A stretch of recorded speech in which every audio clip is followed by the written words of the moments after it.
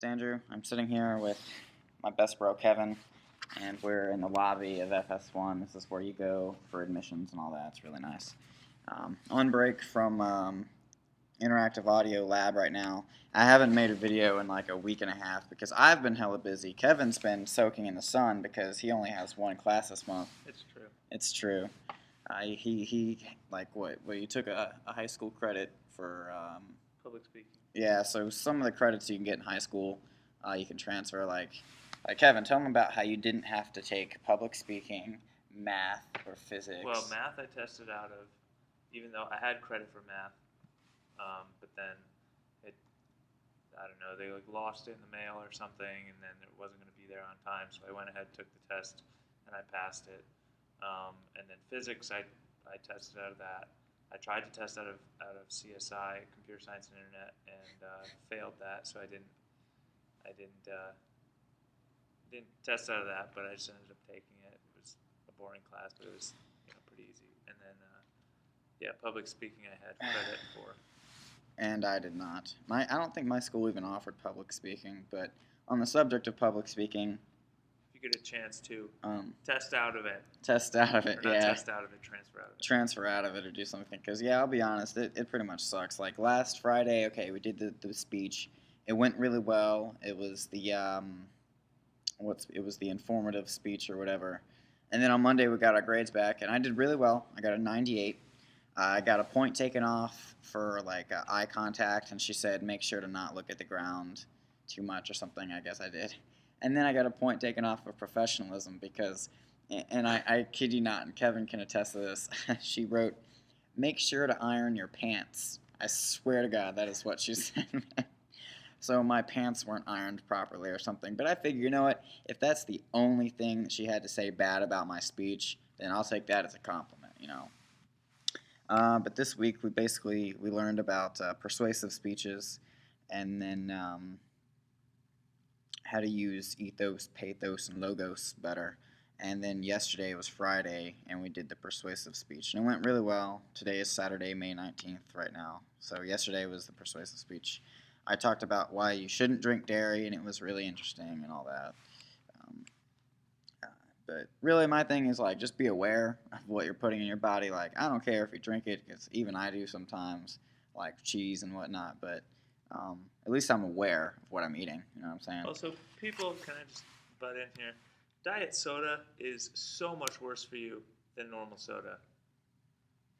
I just want to say that. You would do well to remember that. It's so much worse for you. Like, the chemicals that they put in, like, yeah, maybe it has less calories, but, like, the chemicals that they put in are so much worse for you than in normal soda. Not like normal soda is really good for you anyway. Just don't drink soda or anything if you want to be health conscious while you're here, which you should be because you can't miss class. You'll fail. So anyway, the speech went good, and we're going to be getting grades back on Monday.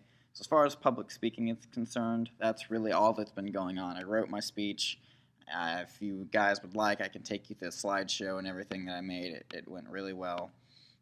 As far as interactive audio, God, what stuff have we been talking about, like, within the past week? Like, we're both at a blank right now. You've done some cool stuff with proximity using the webcam, so you can... All right, yeah, so we've been learning, we've been digging into this program called MaxMSP a lot more. Like tonight, we did some crazy programming with it in lab, and we have to go back. Like, me and Kevin are already done. I don't even know why we have to go back. But, so we've been digging into that a lot more, and our instructor puts it up on the projector in the class, and we all have to follow along with our computers building the stuff that he has us build. Like, we made a Reactable, and okay, I don't know if you guys have seen the thing called the Reactable, but it's this big table, and they have these shape things, and the shapes have these images called fiducials on them. And so we held this up to the screen, and the computer would recognize it. Basically, look into this thing called augmented reality. Augmented reality is pretty cool stuff.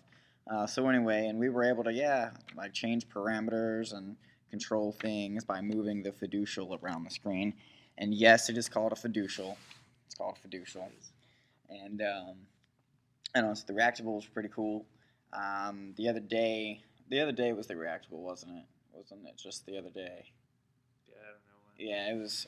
The days are getting jumbled up. It's getting towards the end of the month. People are at their breaking work point through it. where it's like at this. We're about halfway through the program right now, and people are either going to like a lot of people are taking a month off this summer to go back home or work or do whatever. Because yeah, it's just getting really tiresome at this point.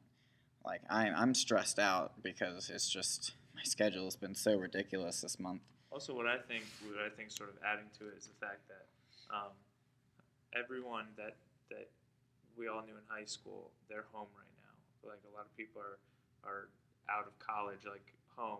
So all of your high school friends are home, and you're still here going to class like 40 hours a week. Well, not me this week, but Yeah, well, not it's him. He's being a yeah. bitch, but but I got to give him a hard time. but yeah, it's okay because I give him a hard time about having to go to another class. But yeah, I don't know. It's kind of tough. It's yeah, like you said, it's definitely rough when you're logging all these hours, and it's just month after month. This place is definitely an intense place to be for sure. It's not for the faint of heart. I'll give it that much. But continuing with the interactive audio stuff. Today or the other day or just this past week in general, we discussed proximity control. So you can check out the Roland D-Beam control. That's pretty cool. And today we were controlling parameters by how close our hand was to the screen. And then the second half of lecture earlier today was facial recognition. So we were triggering sounds by opening our mouth like that. It was the strangest thing ever.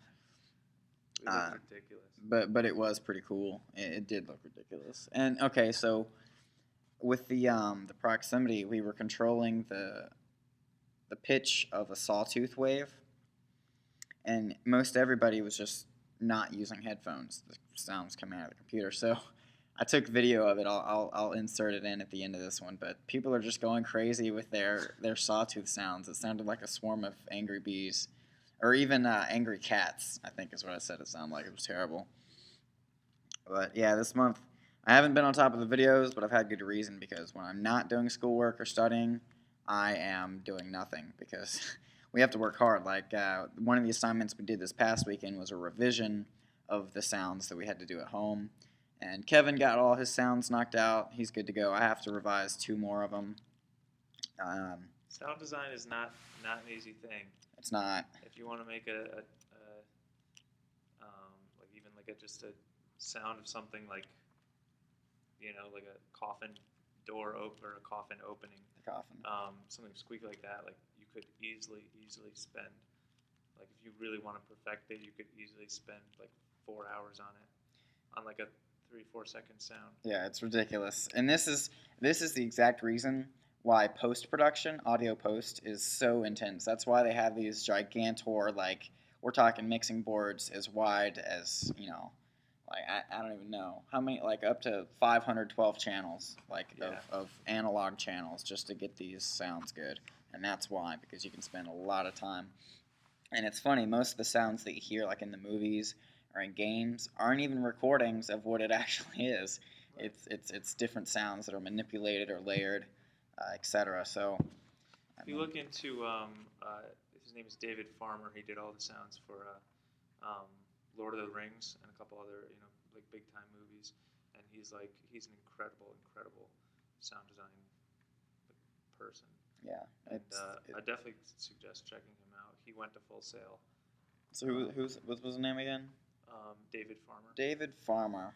David Farmer. He's in the Full Sail Hall of Fame now. Yeah, of course. So. Yeah. So yeah, the sound design stuff this month has been kicking ass, my ass, everyone's ass, because we're all tired. At this point, it's like, okay, how to explain it? And Kevin agrees with me on this. Like, interactive audio in class when we're doing the stuff, like in lecture, it's really cool. It's really awesome. We're all pumped. But then when we get home, it's like, stuff sucks. I mean, it's incredibly cool what you can do with the stuff, Yeah. but it's not. It takes a while to get there, and that process can be a little boring. It can. But I guess once if you really find this stuff interesting and you're willing to put the work in, then you can do some like incredible things. Yeah, you can do some crazy stuff. Like I think next lecture we're going to learn how to make an actual app for be what, just an app, because apps are in nowadays. So anyway, guys, this is supposed to be just like an update of what's going on. Kind of, I suck at doing the daily things when I get stressed out like this, but man, this place is demanding. I'll tell you what, it's crazy. So anyway, guys, Kevin and I got to get back to lab, which is actually up the stairs and over that way because we're in building 1. So see you later, guys. It was nice meeting you all. Take it easy.